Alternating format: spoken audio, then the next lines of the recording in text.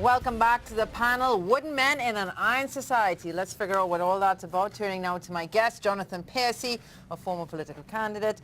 You, I would say, are a political activist. You probably have aspirations of running in next year's election, and we hear from you very often. And this is a series of essays, really, that you wrote. It was part 1, 2, 3, 4. 5 and 6. 5 and 6, so we have many parts. Now, in particular, I'm looking at part 4. But before we get into the nitty-gritty, why this essay, Wooden Men in an Iron Society? What is it that you're trying to convey to the reader? Well, what I'm trying to convey to the reader, and it's very clear in part 1, is that in the early days, the Caymanian men and women, but obviously men, we're talking men generally, were very robust, very strong, very resilient. Didn't have much, didn't have running water, electricity, didn't have any jobs. The men had to leave from a very early age and go off to sea. It was a hard life. It was a very rough life. The soil wasn't that arable. Sources of fresh water hard to come by. It was tough. If you consider, for example, other Caribbean industries of that time, agriculture was always a huge industry. We didn't have that. Tourism was also a budding industry, but at this time in the early 30s and 40s, no one even knew that Cayman exists, right? We didn't have our own currency. We had nothing. We had absolutely nothing. But we still had hope and resiliency. And so we weren't afraid of any challenge. Many of the men that went off to sea, and there's a lot of books.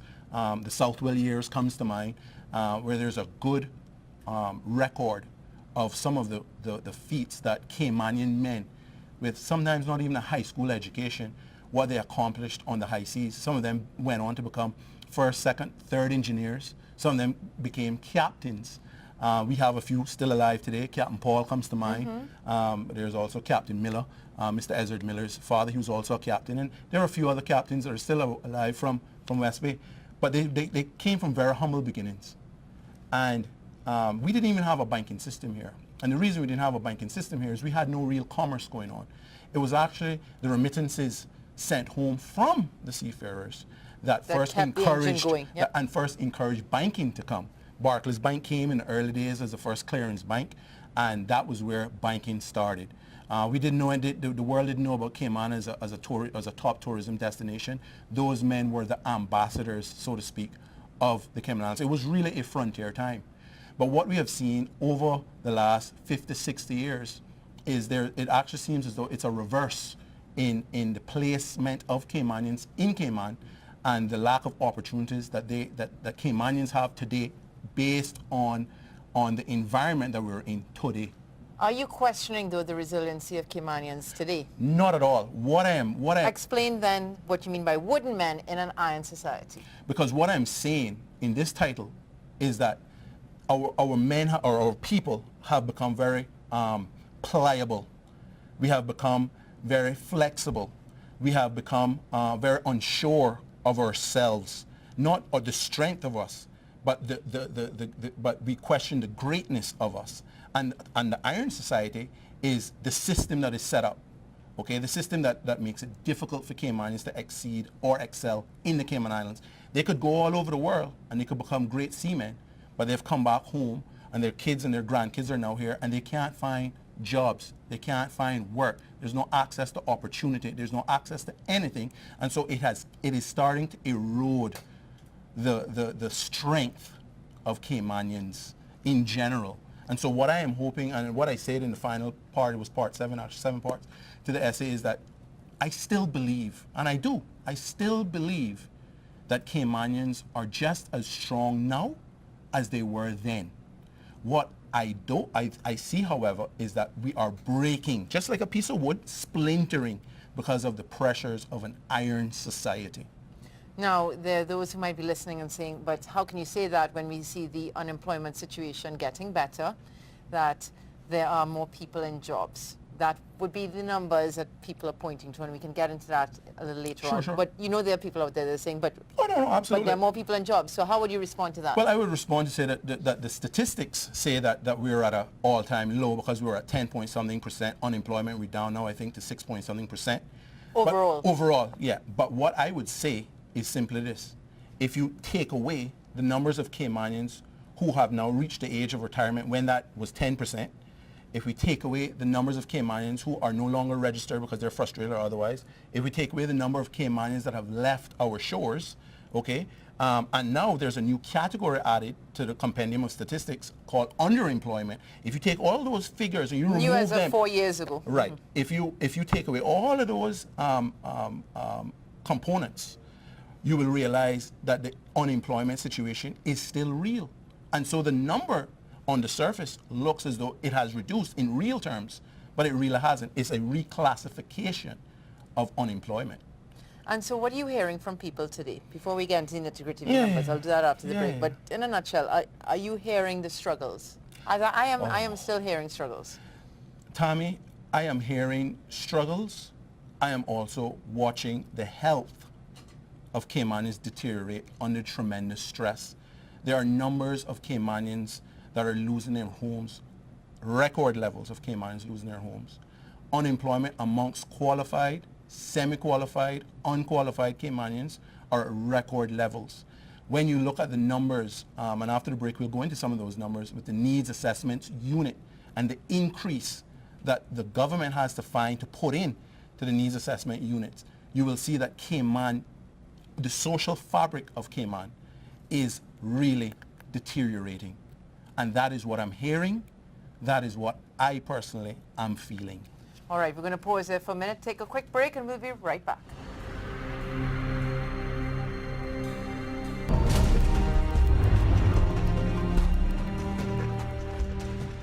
Welcome back to the panel. We were just going through some data here, and the unemployment rate, just to clarify, overall right now is 4.2%. Amongst Caymanians is 6.2%.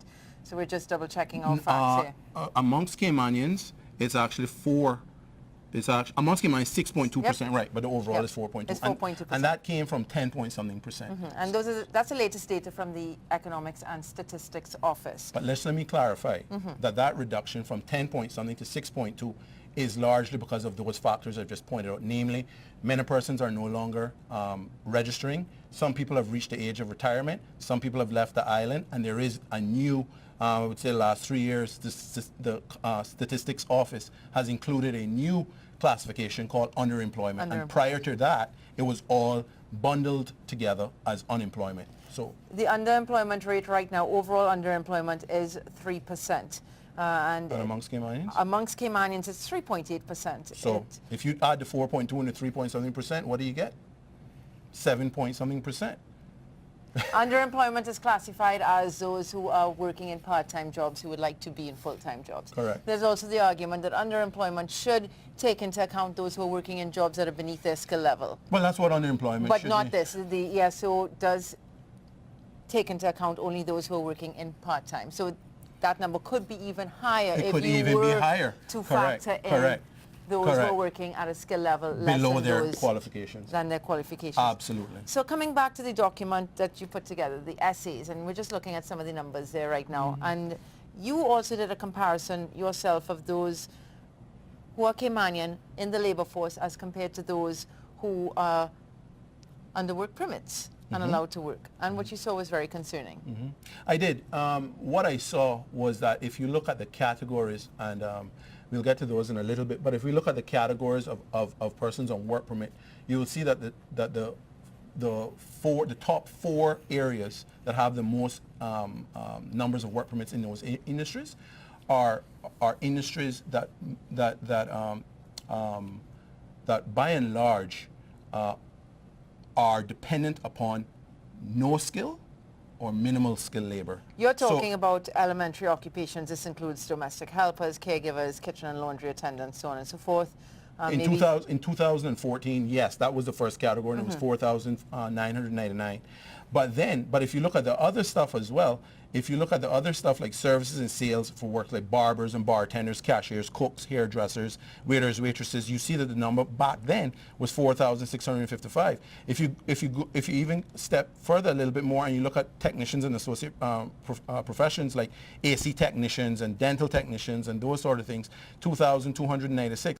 And then you have other technicians that are in the trades, plumbing, electrical, mechanics, that sort of stuff. There were also over 2,000. 18,000. So if you add those numbers up, you will see, and I have some other figures as well. If you add those figures up, you'll see that the numbers are well in excess of 10,000 persons on work permit. So if persons here are on work permit, and in those categories, and it's over 10,000, and we claim we only have an unemployment situation of approximately 6 point something percent, which would equate to about 1,500 Caymanians, then my question is simply, why aren't more Caymanians employed? So just looking quickly at my notes. So if we look at the elementary occupations, the service and sales workers, the professionals, and the craft and related trade workers, okay, that adds up, and that was back in September of 2015, that added up to 16,300 people on work permit. 16,300 in 2015. Now, these were the latest statistics that I got from the Immigration Department. These numbers have all increased. These numbers are now closer to 18,000. So, Tommy, if we look, another thing I want to point out as well is if we look at government's balance sheet, okay, by and large, there's only really two things that government really concerns itself with.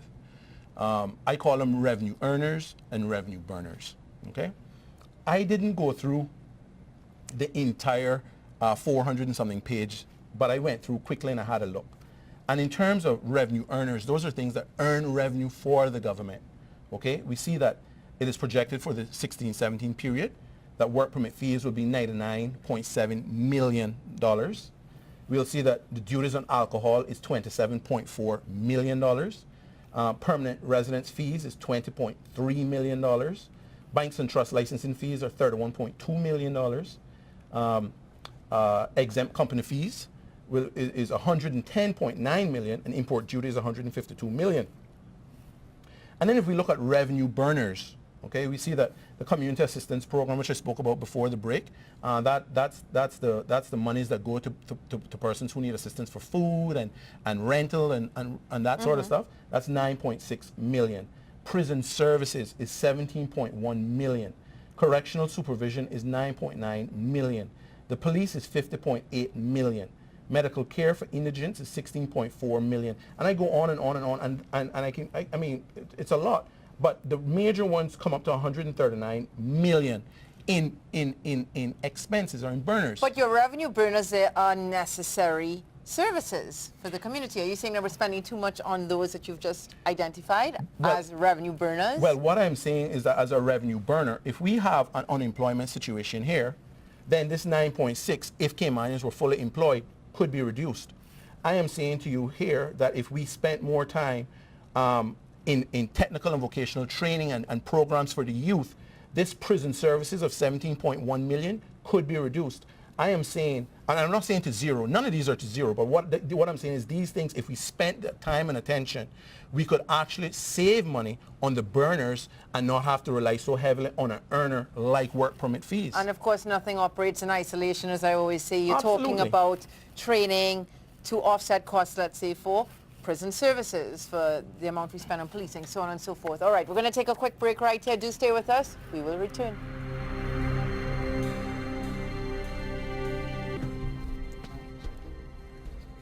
All right, so we're talking about revenue earners versus revenue burners. I actually quite like those phrases there. And my question to you earlier was about the amount that we're spending in what you call the revenue burners. They're necessary. You're saying take some of that money, bite the bullet, and spend it on training, vocational and technical training. Let me explain something. I want to be absolutely clear. I do not operate, and the government does not operate in a situation where it's either all doom and gloom, or it's all utopia. So none of these figures here, revenue earners or burners, can be reduced to zero. But what I'm saying is that, and I've said this before in the program, Tommy, a number of times, is that what the government seems to be concerned about is the financial position and how important it is to have a financial position that is robust. And that is very important. I can't underemphasize that. But what is equally important is the social balance sheet, as I term it.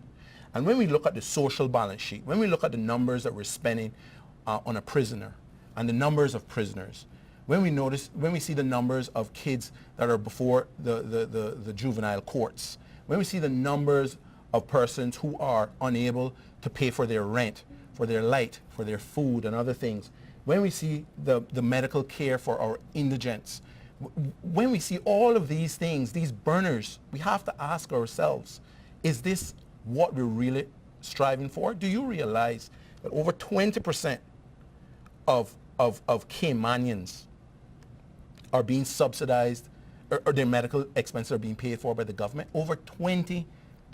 So what then is the solution? Are you saying get into the jobs, break that ceiling, get into the jobs, therefore you don't have to have government handing you there are a number money of for medicine? there are a number of things that need to be addressed simultaneously. I want to start off with the Yolanda Ford report of 2006. We're now in 2016. That's 10 years after the fact. I spoke about it back in April on another show. There's Vision 2008. But let's go with the Yolanda Ford report. Let's talk about Yolanda that Ford for a second. report, at the end of the entire report, she actually profiled what a at-risk youth would look like. Okay, it was a profile that was a little over a page long, you know. So if they grew up in an environment where there was drugs and there was fighting in the home, and if there wasn't an access to decent living conditions or access to food, or parents weren't participating at the school and the kids were falling behind academically, those were all some of the contributing factors that would cause this child to be delinquent. Coming from a single parent home, for example, not that everybody that comes from a single parent home would be delinquent, but those that aren't getting the time and attention by the parents. Those are the mitigating factors. Those are the mitigating Interesting factors. that you bring it up, because just even today we did a story with the Chief Officer of Education, Kristen Sako, and he's saying we need parents to do their part at home as well to help us curb the behavioral issues we're seeing in the schools. But parents need the help of a system that is going to show them and demonstrate to them what it means to be a parent. Michael Miles has been on your show, and he's multiple times, and in the news. Right, and he's made the rounds. Michael and I see on many issues eye to eye, right? Not enough is being done to ensure that Caymanians are ready, not for work, but ready for society. Life. For life. Ready for life. And so when you see that they're not ready for life, which Yolanda Ford pointed out, the first thing that happens is they start to have some behavioral problems in school. They go to detentions, they go to the principal's office, they're suspended, then they're sent off to another environment altogether where they're dealing with kids that are in a similar environment. Nothing substantial takes place in terms of academic learning. Nothing really happens in terms of curbing the behavior because of lack of funding and other resources that aren't available. And so the kids end up in the system. And once they get into the system through juvenile court, okay, you know, what you see happening is that many of these kids end up at Northward. And then the recidivism rate, there's no rehabilitation component there. So the recidivism rate is in excess of 73%. I was now going to say it's more than 70% recidivism, 73%. Those who are re-offending and land right back behind prison bars. All right, we're going to take a pause here. Stay with us. We'll be right back.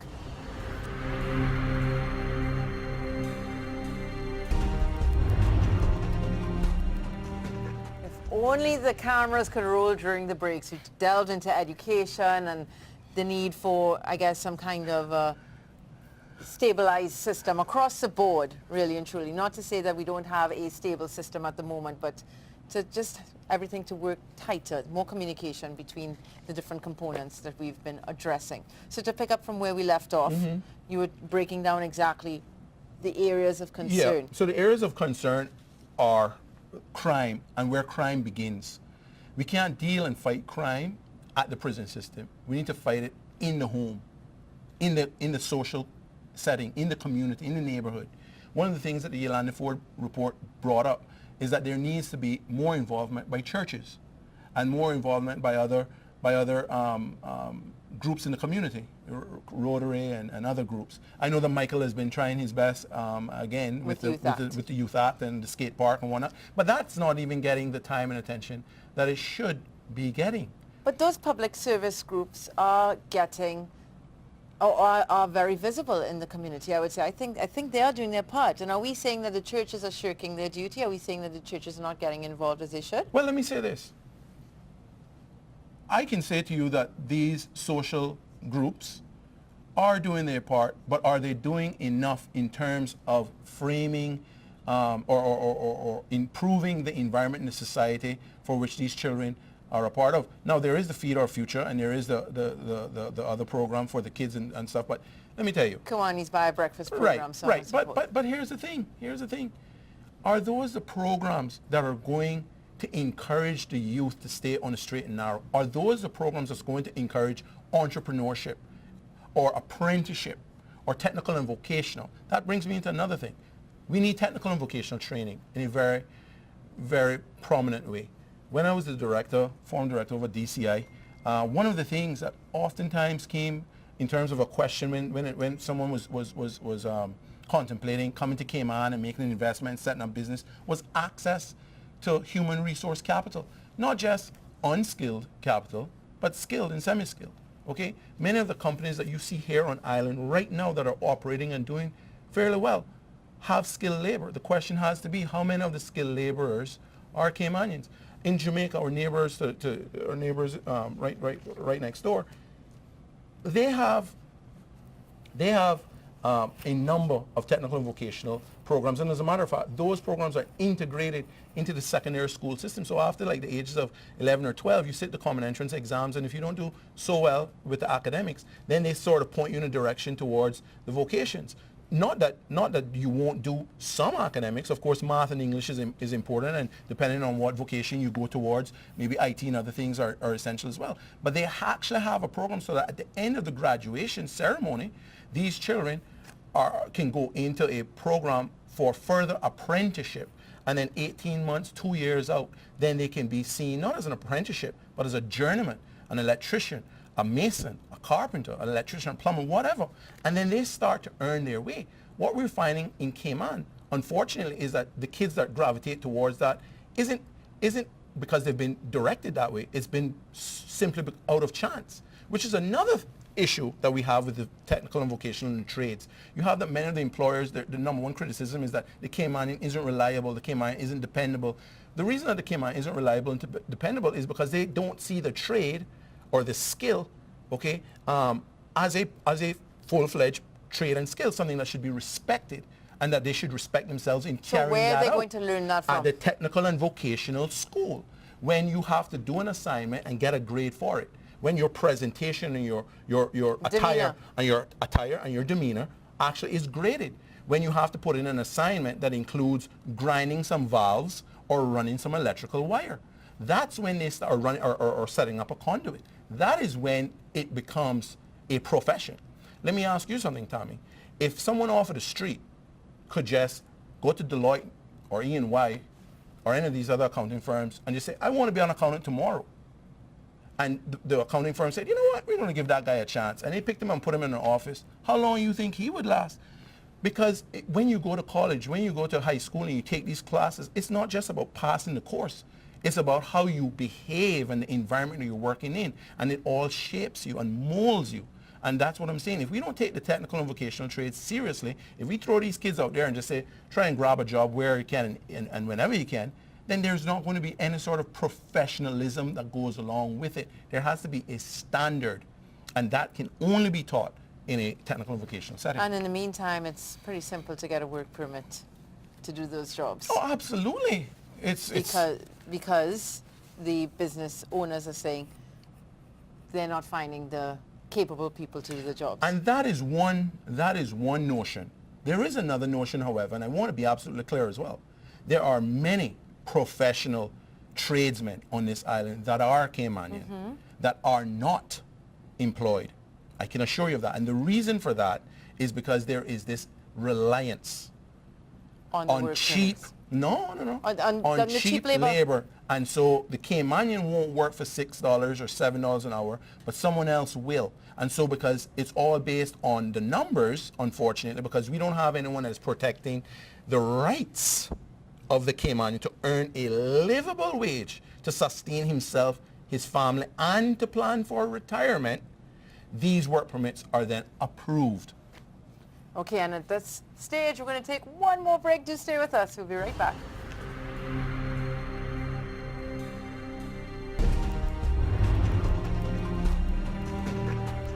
All right, so we're continuing. We're just looking at some of the numbers again, and I just want to we got into the whole education factor in this discussion. Yeah, so there's the education factor, huge factor. We have to make sure our Caymanians are available, able, and equipped for the jobs of today and tomorrow. And also to understand it's a competitive world. Absolutely. So training to compete. Training to compete. But understand this. While it is a competitive environment, there are some rules that must apply. Let's take the United States, for example, not to the extent of the size of their GDP or population, but to the extent that they have a sort of laissez-faire sort of economic model, the same model that we have. There is a concept, a phenomenon called the invisible hand, okay? And all capitalistic societies, especially those that have this laissez-faire sort of economic model, they all operate with this invisible hand. Now, usually when we speak about the invisible hand, we're talking about money, demand, and supply. But there's other things that's also at work that we don't see quite so prominently, but it's there. Things like minimum wage. Let's go to the United States. One of the things that both Hillary Clinton and Donald Trump, for example, are campaigning on is minimum wage. The federal minimum wage and the state minimum wage. To have those raised. To have those raised, because they understand that in a competing environment, but also in an environment like the United States of America, where there is a certain standard of living, that their citizens must have a decent wage to provide for themselves, provide for their families, and also plan for retirement. You're a businessman. I'm a businessman. How then do you reconcile the concerns of the business owner who says, I simply can't afford, with the high cost of doing business, I can't afford to pay workers more? How do you appease that voter? Let me say one word and then I'll explain it. Disposable income. Okay, so what disposable income is, basically, is your salary minus all of your expenses. So let's say you make $2,000 and you spend $1,500 on your obligations, so bills and other stuff, hair and whatever. When you're done, you have $500 left, Tommy. That is your disposable income. With that disposable income, you can do anything you want to do, including save, including tuck away some money for a rainy day, including go on vacation, including getting your hair done and your nails done, or as we say, did. But that is what you do with disposable income.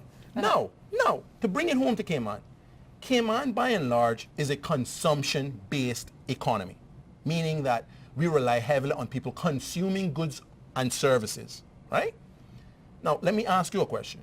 If you're paying people more and their bills remain equally the same, will they have more or less disposable income if they're getting more money? Theoretically more. And if they have more disposable income, theoretically speaking, wouldn't they spend more in the consumption-based economy? Yes. Which means, so the business owner that is struggling because he says, I can only afford $5, $6 an hour, not him by himself, but if the economy collectively, the participants collectively, the employers collectively decided, you know what, we're going to up the minimum wage.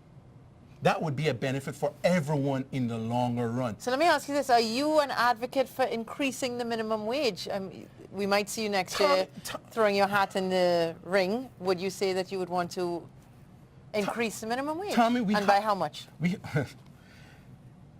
I have said before that the minimum wage, where it's at, is very benign. And the reason that it's benign, or should I say, it didn't make any difference. That's what I mean when I say benign.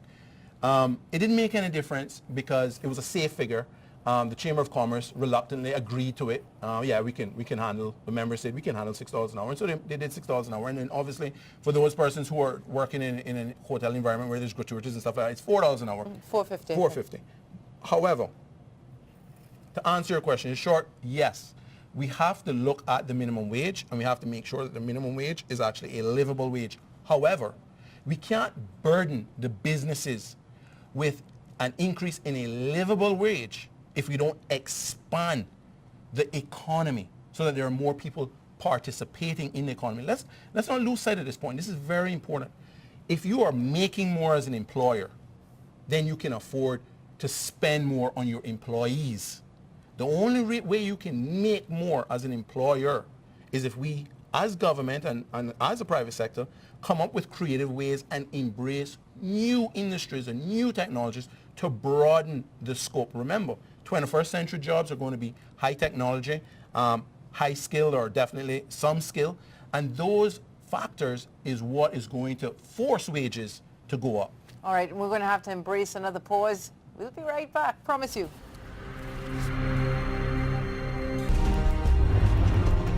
The time is just running away from us here. We're having a good conversation. We are. It is a good conversation. Now, we're looking at the immigration issue. Yes, let's focus back on that. Focus on that because Yes.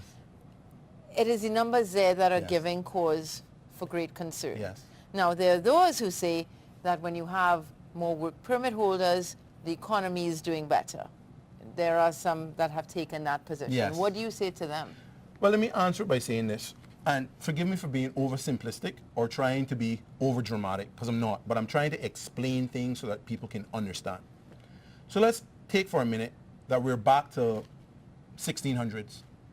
And the whole issue of slavery is in full play in effect. It's perfectly legal for you to own slaves, and slaves go out on the plantation and they pick the cotton and they chop the cane and they do whatever. And because the labor is for free, and because they're treated as a commodity, the slave is treated as a commodity, for many, many, many, many years, countries like America, like Europe, and all over, benefited, and their economies benefited because they didn't have to worry about paying workers, they didn't have to worry about pension, insurance, housing, none of that. It was a commodity. They were treated less than cattle in many instances. Now, because of that great advantage, these economies became great, big economies, even in today's society. But let's ask ourselves, do you think that if a slave master had went to a slave and said, we're thinking about paying you guys, we're thinking about bringing some pension and insurance in here and some retirement, but the downside to that is we might have to lay off a few of you all, and the greater downside is the economy won't be growing at 10%. And remember now, master can't do what master is supposed to do because I'm earning less. Do you think that the slaves would say, I would prefer slavery? You see what I'm saying? What I'm saying is that the argument by the average Caymanian to believe that somehow they have to crucify themselves, their futures, and their kids' futures in order for Cayman to be successful should not be an argument at all. The real argument and the real discussion, Tommy, should be how do we balance? How do we provide for our Caymanians, for their families, for businesses, for entrepreneurs, without having to rely on cheap labor and exploiting our people, and sometimes giving a work permit that's going to bring revenues to the government of $2,500 a head or $15,000, $25,000 per group, but at the same time on our backs of not finding work, not being able to find a job, not being able to feed our families. Listen, let me show you something. And I stated this figure before. 9.6 million for community assistance programs. 9.6 million. That's food. That's light, water, that's rent. These people are reliant on this, many of them, not all of them. That data you pulled from? This is from the Plan and Estimates 2016, 2017. That can be found on page 179. I can go into that if necessary, but I wrote this stuff out. 9.6 million, okay? Now let's just say that we could reduce that. Let's just say we could reduce this by 2 million, okay? That's 2 million in savings. That could translate in, instead of government having to find 99.7 million, we now only have to find 97 million. And then we look again and we say prison services, 17.1 million. Maybe we could reduce that over the next 5, 10 years to maybe 15 million, 13 million. Oh, great. Then guess what? Maybe we don't need to rely so heavily on duties. Maybe we could reduce our import duties You see, this is how it works. It's a balancing act. We have to bring pragmatic approaches to bear. All right, one more break. Well, there might be another one after this, but I do have to take a pause right now. We'll be right back.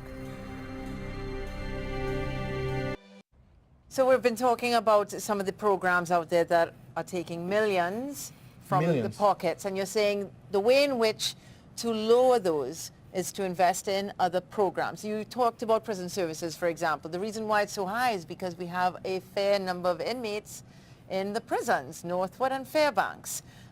You're saying in order to combat that, we need to invest more in social programs. But there are those who say, but they are doing that.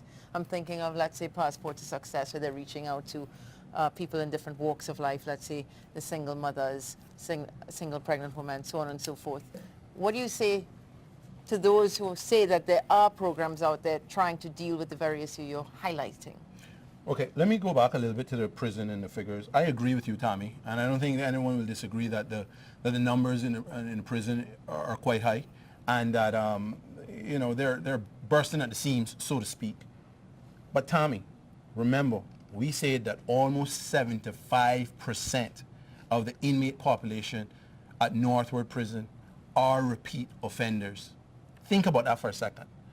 And most of them are not even the second time or the third time. Most of them is 4 times, 5 times. Some people 10, 15 times, Tommy. If we could, if 17.1 million, let us agree, 17 million is the rate at the prison to maintain those prisoners.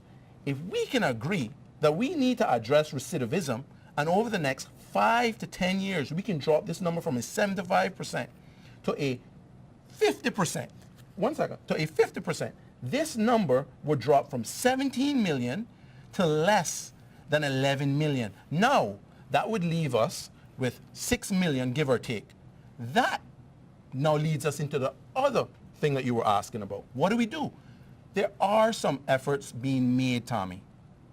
But we also, and I'm not here to say the programs, the Passport to Success and all of the things. Well, no. Let's get something.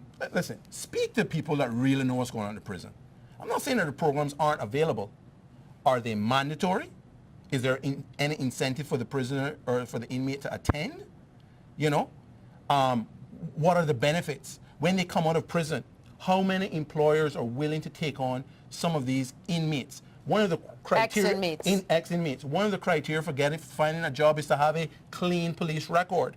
Okay, so how many people? And think about it. If you live a life where you're hustling and you're dealing and you're doing what you got to do to survive, and you come out of jail and you want to make a clean break, you want to start over, but door after door after door is being slammed in your face, and every time you go home, one of your friends are on the street corner saying, "Yo, forget that, come back and do this." Yeah. What do you think they're gonna do?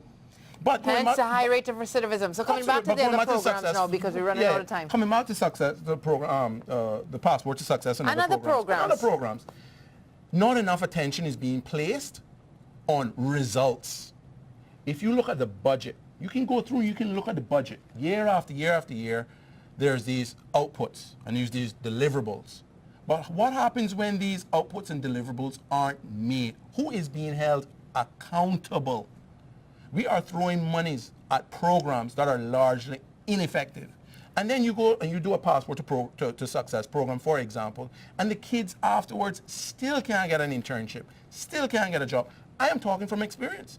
When I was with government back in late 2011 into 2012, we had a Passport to Success program run, and nearly 50% or over 50% of those kids had to be given internships with government.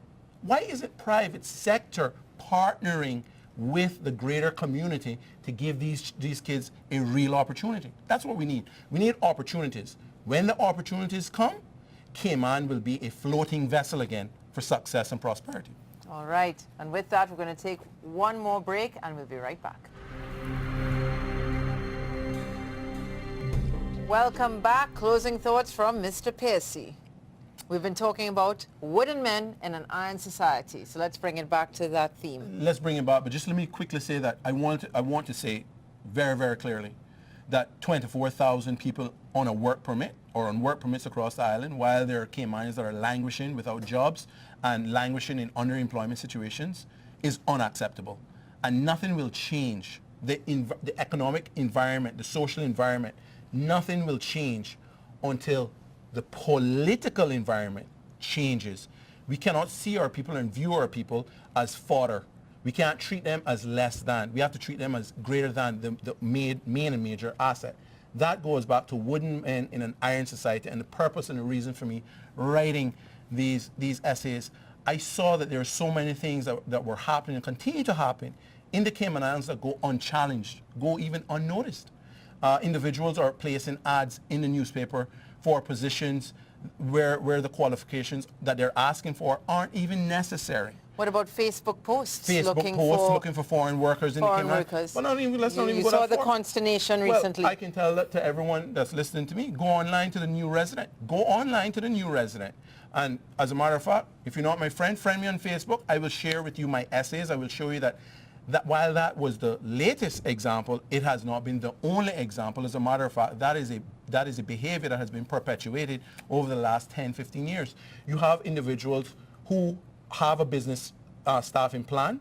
The business staffing plan isn't being followed. You have persons who are here on a Reg 6 requirement by immigration not being enforced. You have persons who are here, employers who are here who would prefer to pay someone $6 as opposed to paying $7 or $8 to get a Caymanian. We have to understand that an economy, a society, has to include everyone, and we all have to be socially conscious. And with that, we're going to close the show. Mr. Pacey, thank you so much for being here tonight, and to you at home for tuning in. We thank you as well. Till next week, good night.